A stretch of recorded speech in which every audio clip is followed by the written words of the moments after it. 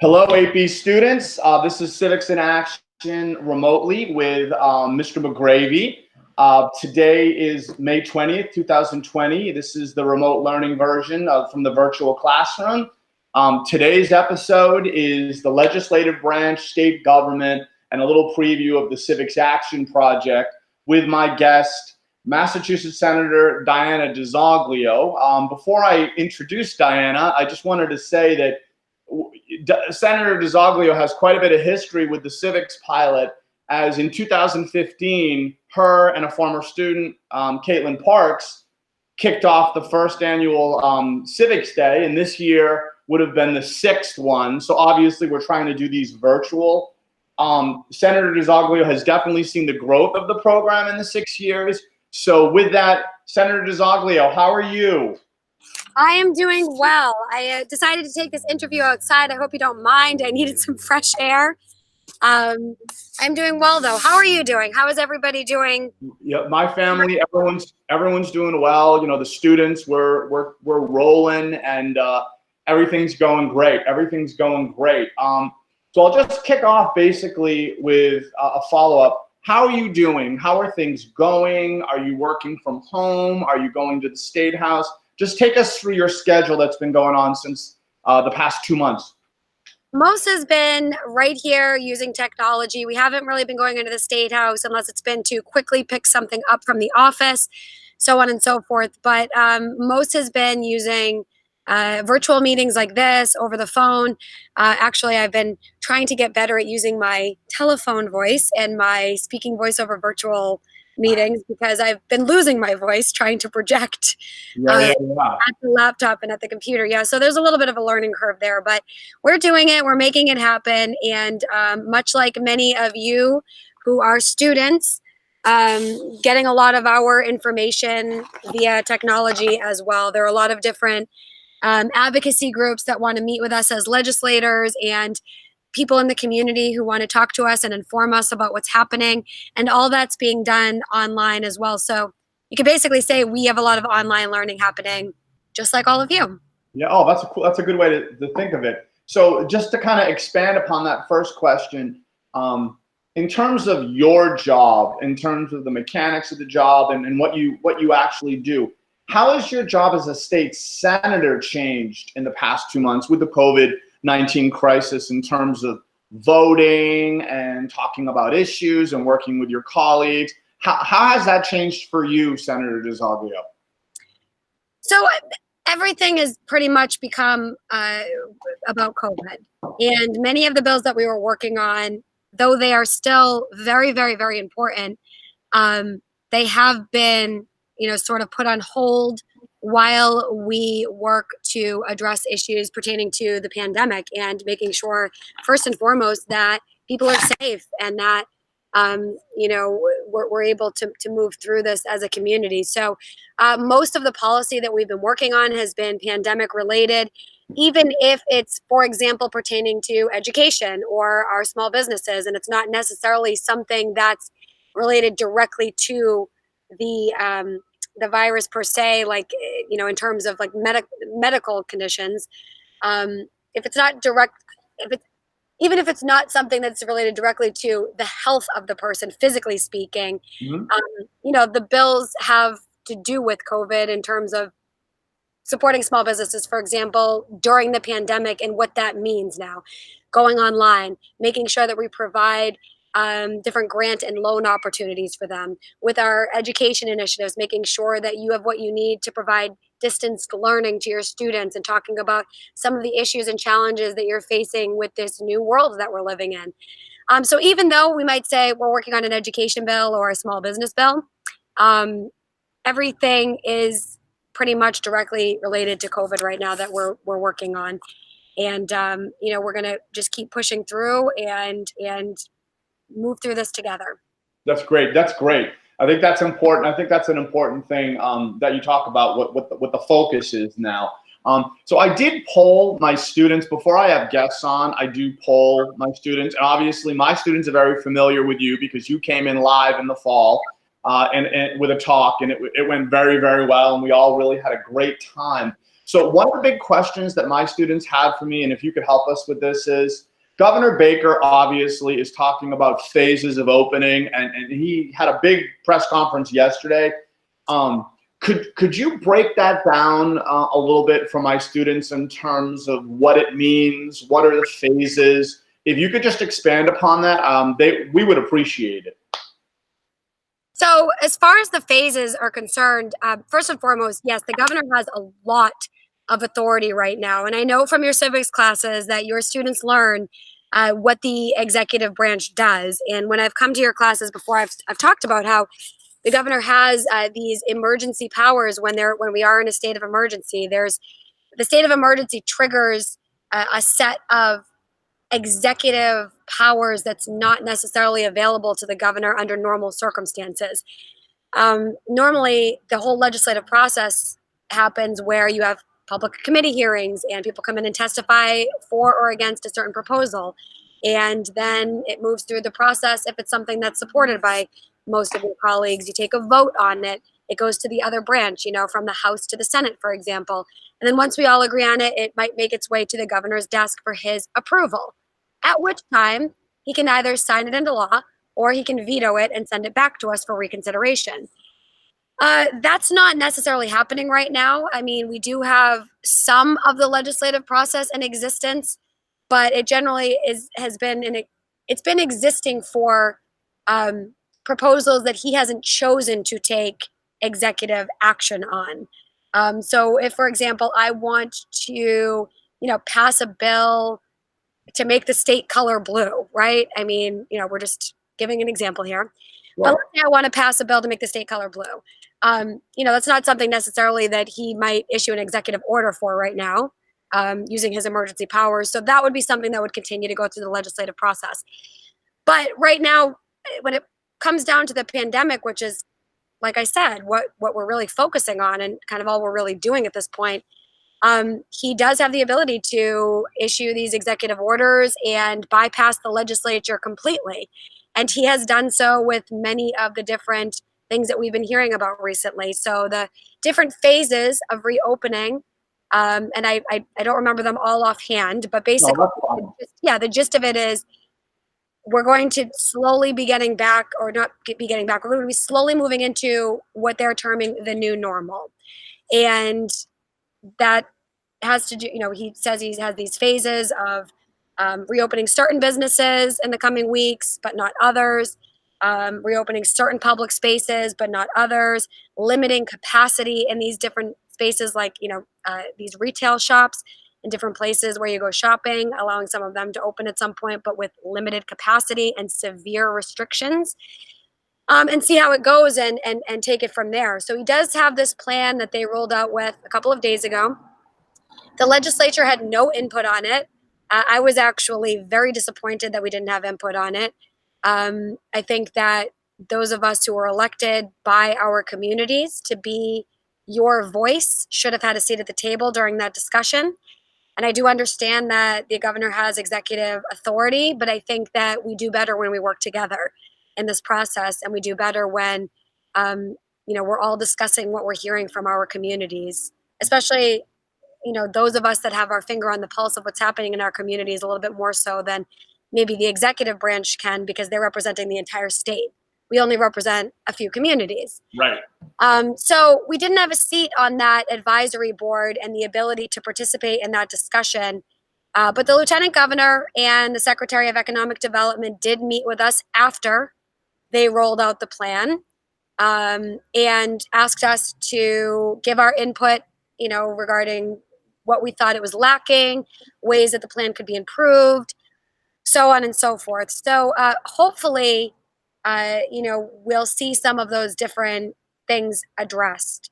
Childcare was one of the things that we thought didn't really make its way into that plan and wasn't really considered fully enough during that plan, at the time that plan was made. So we asked that be looked at, different concerns regarding education and distance learning, so on and so forth. So we are working on that with the administration right now. But for the most part, I think the thing that I'm pushing for mostly Obviously, I have my different concerns that I'm raising to the administration and different proposals that I'm filing on behalf of our community. But the thing I'm advocating for mostly is just that the administration start to give the legislature their voice back in these decisions. Of course, when there's an emergency, there are certain things that are an emergency and require immediate action. But there are other things that, if the administration is going to take a week or 2 or 3 weeks to come up with a plan, certainly the legislature can be part of that discussion as representatives for all of you in our community. So that's become one of the top things that I have started to bring up for discussion is the need to start to get the legislature more involved in the process once again. Great. And so for students, what Senator DiZoglio was just talking about was obviously the 3 branches and checks and balances. And if you remember before COVID, students, we were doing a DBQ on the presidency having emergency powers as the chief executive in the federal branch. Senator DiZoglio talks about the chief executive of the state government, which I thought was great. And another interesting thing to note is, you talked about everyone being at the table and wanting more input. It's interesting that Boston Mayor Marty Walsh clearly has some disagreement with the opening plan as well. So I think that you are not the only one that feels that way. Okay, so. And we're all going to have disagreements, right, Mr. McGravy? I mean, that's part of the democratic process is that we all get to say what we feel. It's our, our constitutional right. We get to, express our opinions. And it's a wonderful thing. And, if you don't get to express your opinions, but you've been elected to do so, I think that's problematic. And, hopefully that will change in the coming weeks. And again, certainly we understand the need for certain emergency powers to exist. But I think that we really need to think about this in the long term now, especially if this is going to continue for the next several months. A lot of things I think could be worked on with the legislature and should be worked on with the legislature. We are that check that was elected. We are that check on the administration. And a lot of the people that are making these decisions right now are appointed. A lot of that advisory board was appointed. They weren't elected. They were selected by the governor to be on this board to do a certain task. And there is a place for appointed officials as well, and appointed advocates and appointed task forces. But the elected officials, the ones that are selected by our communities, really need a seat at that table to be able to voice the concerns of all of our constituents who are calling us right now. And I'm hoping that that's addressed sooner rather than later so our communities get their voice back. Great. So that okay, so discussions. I think it's great. Civic discourse is great, and I couldn't agree with you more, Senator. So the next issue that I wanted to talk about with you is my students and I are coming to the end of the school year. Obviously, it's been a big year for my students and I because we're one of the first 8th grades in the Commonwealth that are going to be doing civics for the whole year because of the civics bill that you were clearly had a big part in, that you were involved in. And as we come to the end, we're doing a lot of reflection. And the students have been working on a writing prompt. Do you feel more civically engaged? And the majority of them have said yes. So I've been throwing this out to some of the speakers, and it's been very, very interesting. I know you've come in and talked to my students and my night school students, and you definitely have a very interesting story. So becoming civically engaged, when did this happen for you? And tell us a little bit about your civics journey. It doesn't have to be from 8th grade. It can be from whenever. Just tell us a little bit about when you first started getting civically engaged, and tell us a little bit about that journey to where you are now as a state senator. This is kind of a long story, so I'm going to try to summarize it as much as possible. But at the age of all of the students who are listening right now, civics was the last thing from my mind. I was not interested at all whatsoever. I actually wanted to be a singer. I was like hoping to be the next Whitney Houston. Many of you probably don't know who she is, but think about like Lady Gaga or Beyonce or, I don't know, whoever your favorite pop singer is. Ariana Grande, sure. Yeah, exactly. Whoever it is, pick your favorite, right? I was hoping to be that. And, obviously finished school and stuff like that. And I did want to go to college, but I was not thinking about government at all. I actually thought it was the most boring thing and that it was all a bunch of old people yelling at each other who couldn't get along. And, I was looking at it going, that is not for me. What kind of a life is that? Oh God, all these old people are just yelling at each other all the time. And the clothes are just so awful. It's just, and I remember thinking this stuff. And, I got a little bit older. I graduated from high school. I still wasn't interested. Um, Took a little break. I took a gap period. I ended up going back to college after a couple of years.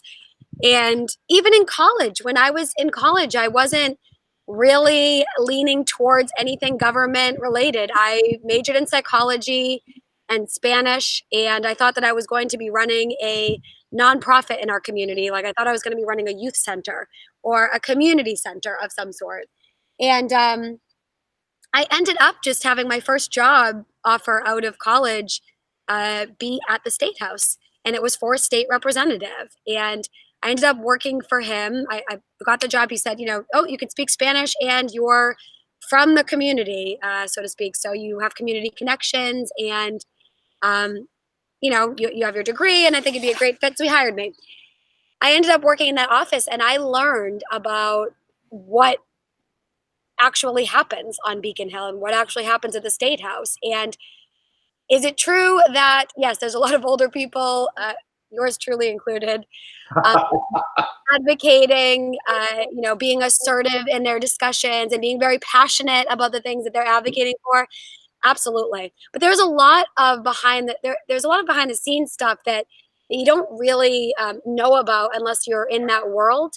Constituent services. So you're all of my constituents and as residents in the community that I've been elected to serve.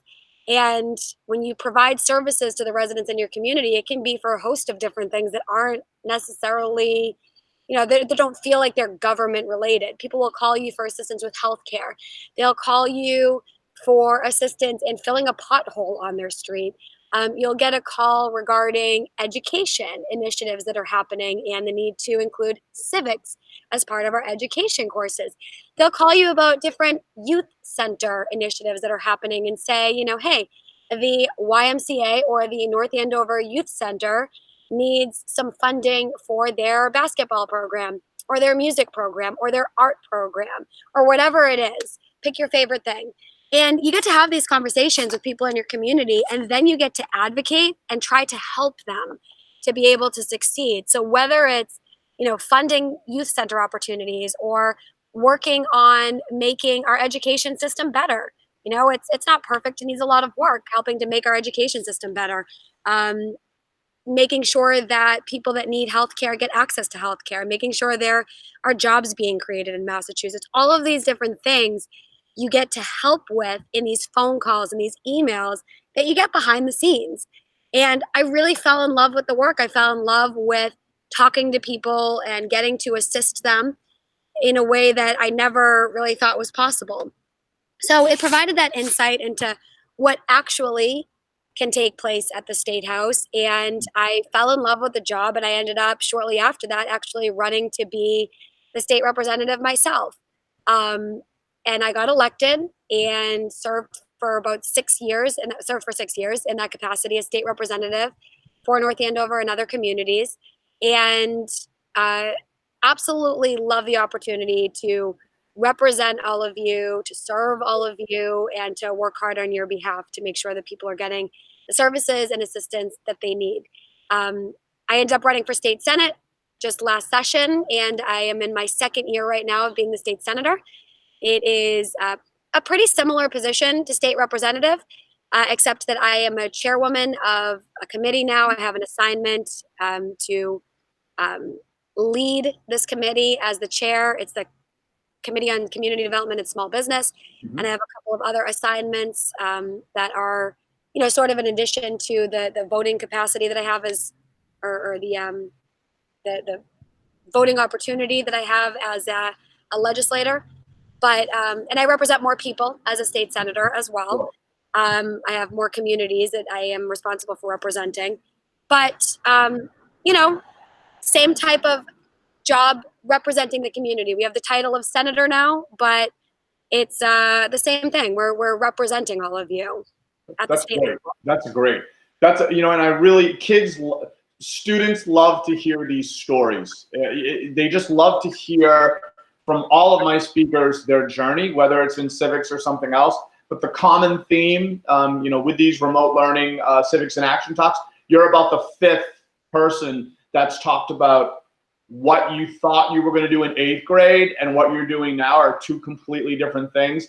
And my students have given me feedback saying it makes them feel so good because so many of them are feeling pressure, the classic, what are you going to do when you grow up? So that's great. I still don't know what I want to do when I grow up, so it's okay. There's time. That's great. So we're winding down. I just have one more kind of issue for you before we say goodbye. So my students, one of the exciting things about this year, we were going to be one of the first groups of eighth graders to pilot a civics action project. And obviously with COVID, that's changed.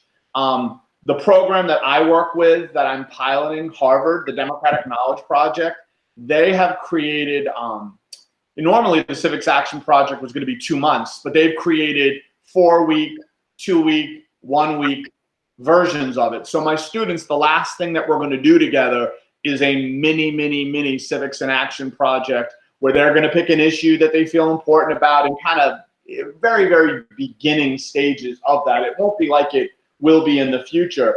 But what I would like to do is just kind of you give them a little bit of advice on picking an issue, taking on a process of a civics action project, the importance of allies, building allies in this process. And then you've been in government for a while through your experience as a state rep and as a senator.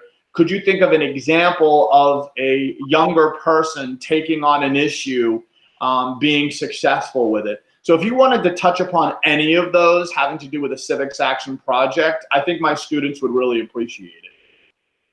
Yeah, I mean, I think even just talking about civics, right? So we had a group of younger people come in and advocate, not just a group, we had many groups of younger people come in, teenagers, middle schoolers, college students come in and advocate for civics to be included in our public schools, in the public school curriculum, and basically saying, look, it's not that we don't want to get involved in the legislative process or that we don't want to understand voting more and what's happening in government. It's the fact that we're not really taught this stuff. It's glazed over, and then we're expected to turn 18 and to go out and vote, and we really don't understand the process or who's running and what's happening because we're not taught this in school, and we really want to be able to participate in the process when we come of age. So everybody came in and they advocated for civics to be included in public schools, and now you have this class.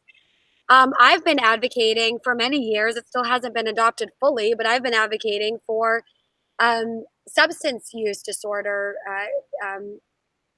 curriculum, so to speak, and other things related to that to be included in our curriculum to help to prevent substance use disorder and to make sure that students have the tools that they need to be able to make right decisions moving forward. Went through the opioid crisis. We're still dealing with this substance use disorder right now across our communities. I know it's not the thing necessarily that you hear about in the news because the pandemic has taken over the conversation, but a lot of people struggle with addiction and using drugs and making decisions that aren't best for them, and these decisions end up destroying their lives and the lives of their families and their loved ones. And it's something that I've seen firsthand in our community and with some of my loved ones that I really care about. You think about alcohol use and people that have a problem with alcoholism, or maybe it's smoking or whatever it is, right? You think about these substances being used the wrong way, and it leads to really negative circumstances, not just for them, but for the loved ones around them who care about them. So I think, that could be helped if we could get some sort of preventative curriculum in our public schools. And that's been going through committee. We've been talking about it. We want to make sure that it's evidence-based and that we know that it's been proven to actually assist in helping students to make healthy decisions. But that conversation still continues, and I think that the more that we keep advocating for it, if we keep being vigilant and consistent and persistent, that one day we'll see something done with that and bring everybody to the table. But that's not a Democrat Republican issue. That's something that a lot of my colleagues want to see happen. And I guess I'll just take that to your other point. Making sure that you have other people joining forces with you. I know, for example, that I was just on the phone with Senator Tarr before this. You had him in your class, I think, doing these videos not too long ago.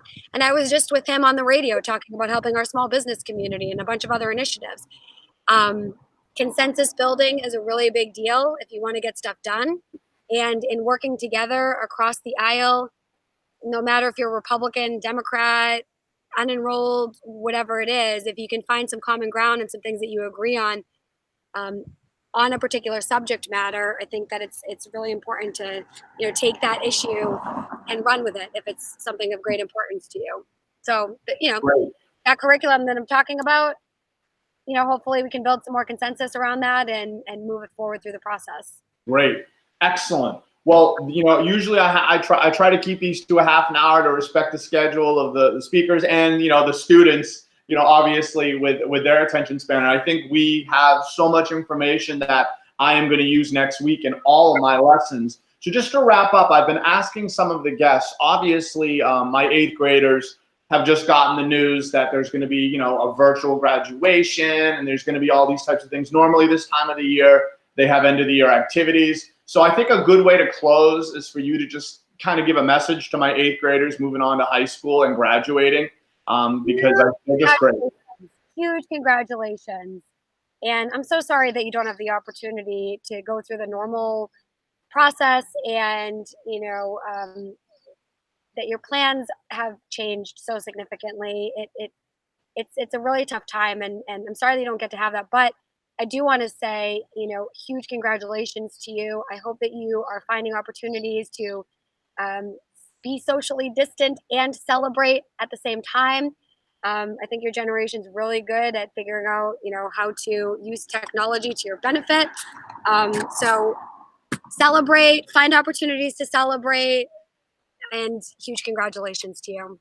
Thank you. Senator DiZoglio, I want to say thank you so much for taking time out of your busy schedule. You've been an ally with this program going way back. You're probably one of the original politicians and civic actors that have been part of this process. And I'm just so happy that you're always there to collaborate and you're always there to support the program. Thanks, Mr. McGravy. You're the best. All right, great. We're gonna end with that. Thank you, students. You'll be seeing this, and we will be doing the lessons moving on into the week. Thank you. All right.